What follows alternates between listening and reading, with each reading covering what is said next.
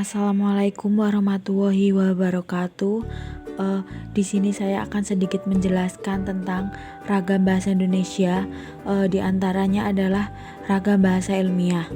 Untuk pengertian bahasa sendiri yaitu bahasa adalah sebuah alat komunikasi yang digunakan manusia untuk saling memahami dan bersifat arbitrer. Dengan adanya bahasa ini terjadilah interaksi yang akan menimbulkan sosialisasi dan tujuan setiap individu.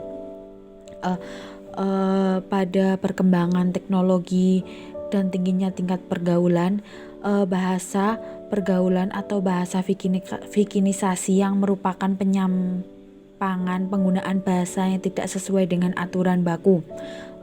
Misalnya bahasa-bahasa yang lahir dari perkembangan iptek dan kebudayaan tersebut merupakan bahasa yang tidak baku. Bahasa ini sering digunakan pada situasi saat bersama teman, keluarga, dan untuk menulis tulisan pribadi. Sedangkan untuk bahasa ilmiah itu merupakan bahasa formal yang digunakan dalam penulisan karya ilmiah, berdiskusi, pembicaraan di lingkungan formal, dan lain sebagainya. Untuk itu kita sebagai mahasiswa kita harus memahami dan mengetahui apa itu ragam bahasa ilmiah agar dapat memudahkan kita dalam menulis karya. Baik dapat dilihat ragam bahasa ilmiah mempunyai pengertian yaitu ragam bahasa ilmiah adalah salah satu ragam bahasa Indonesia yang digunakan dalam penulisan karya ilmiah. Dapat disimpulkan di mana ragam bahasa ilmiah ini diperoleh sesuai dengan sifat keilmuan dan didasari oleh pengamatan, peninjauan, penelitian, dan disusun menurut metode pendekatan dengan sistematika penulisan yang bersantun bahasa dan isinya dapat dipertanggungjawabkan keberadaannya atau keilmiahannya. Untuk bahasa ragam ilmiah sendiri itu merupakan ragam bahasa yang berdasarkan pengelompokan jenis biasanya dalam pemakaiannya dalam bidang kegiatan. Jadi pada ragam bahasa ilmiah ini bahasa bentuk luas dan ide yang disampaikan itu melalui bahasa itu sebagai bentuk dalam tindak yang tidak dapat dipisahkan.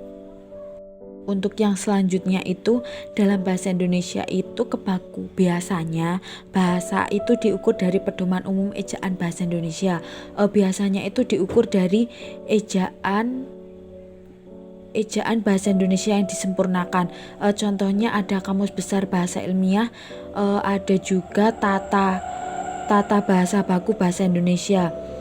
Adapun ciri-ciri ragam ilmiah itu yang pertama yaitu baku. Baku itu sendiri adalah struktur bahasa yang digunakan sesuai dengan kaidah bahasa Indonesia baku.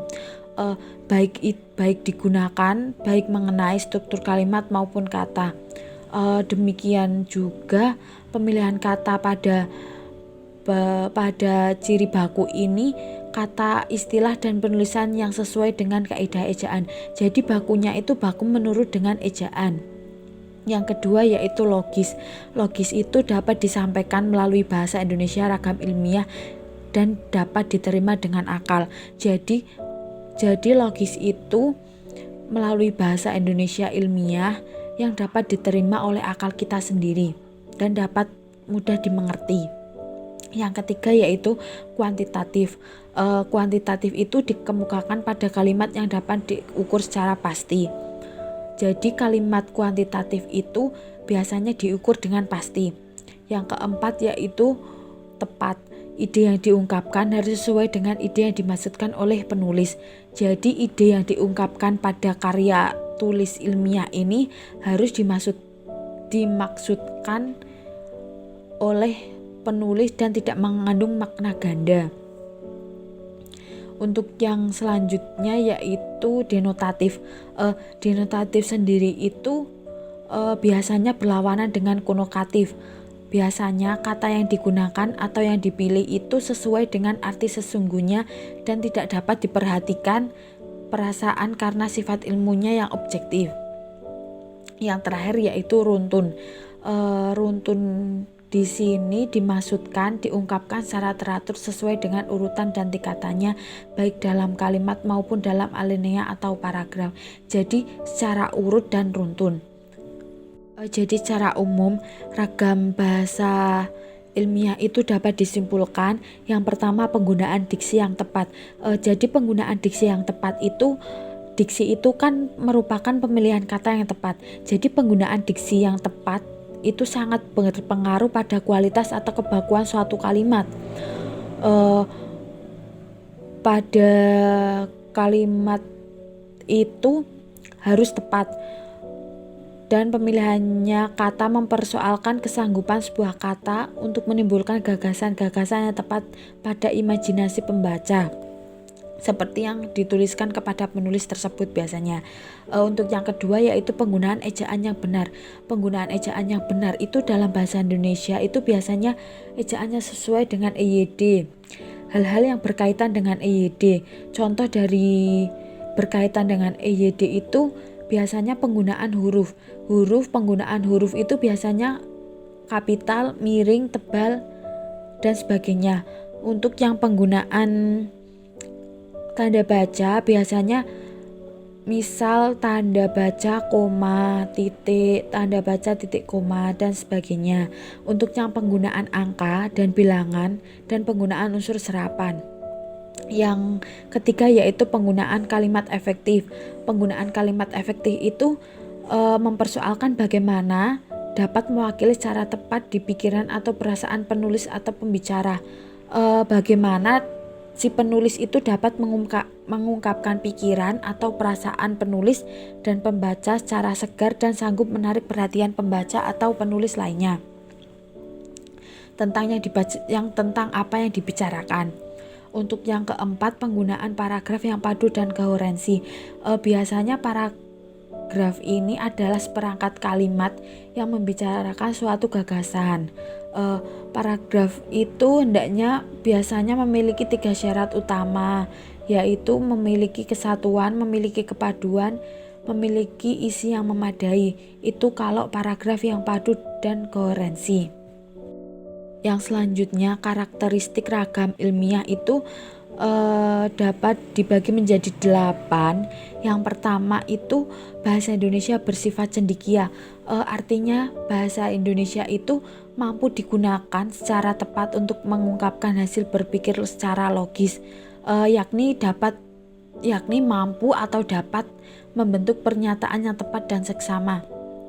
Yang kedua yaitu bahasa Indonesia bersifat lugas. Bahasa Indonesia bersifat lugas itu bisa jadi paparan bahasa yang lugas akan menghindari kesalahpahaman dan kesalah menafsirkan isi kalimat yang dapat dihindarkan.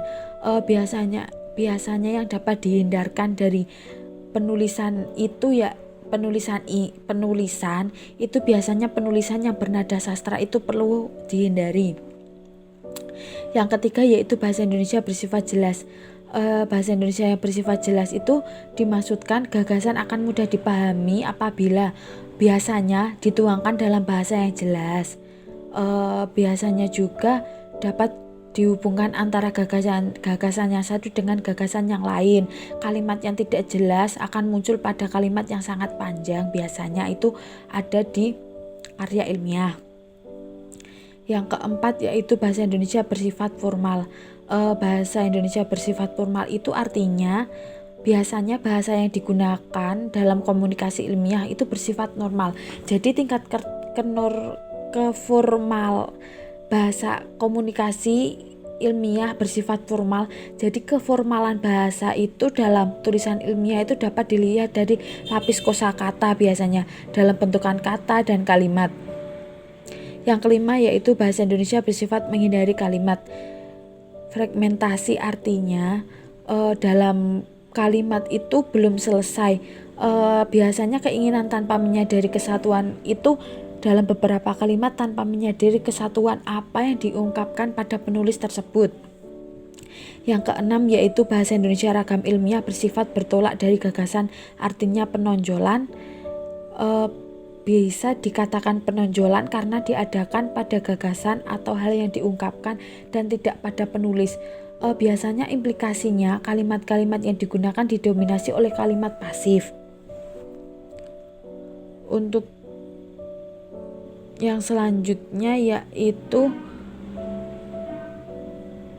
bahasa Indonesia ragam ilmiah bersifat objektif, yaitu sifat objektif itu tidak cukup dengan hanya menempatkan gagasan sebagai pangkal tolak.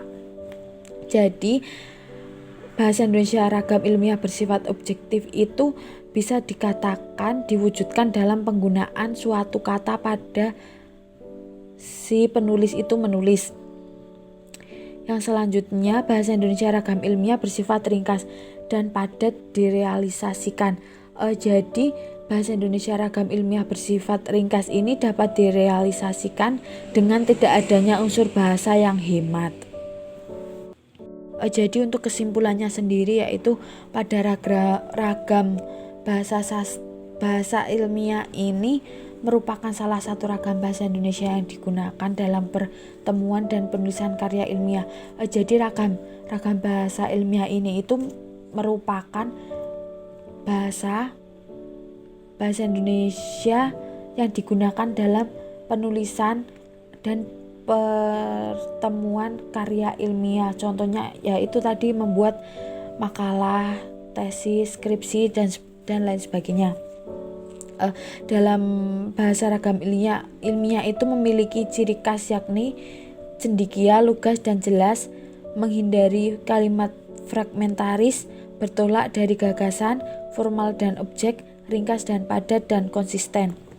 Biasanya seseorang untuk mendapatkan hasil yang optimal harus memperhatikan beberapa hal dari ragam ilmiah tersebut. Yang pertama yaitu biasanya etika ilmiah, harus mempunyai etika ilmiah. Yang kedua, ketentuan lembaga atau universitas. Yang ketiga, kemampuan personal dan kemampuan teknis. Biasanya menggunakan bahasa Indonesia ragam ilmiah dalam menulis dan mempresentasikan ilmiah, berarti memanfaatkan potensi bahasa Indonesia untuk memaparkan fakta. Jadi seperti yang sudah dijelaskan di atas, biasanya ragam bahasa ilmiah itu digunakan dalam pembuatan makalah, skripsi, dan itu menyangkut fakta si penulis itu tersebut. Itu yang dapat saya sampaikan. Kurang lebihnya mohon maaf jika ada kesalahan. Wabillahi taufik walhidayah. Wassalamualaikum warahmatullahi wabarakatuh.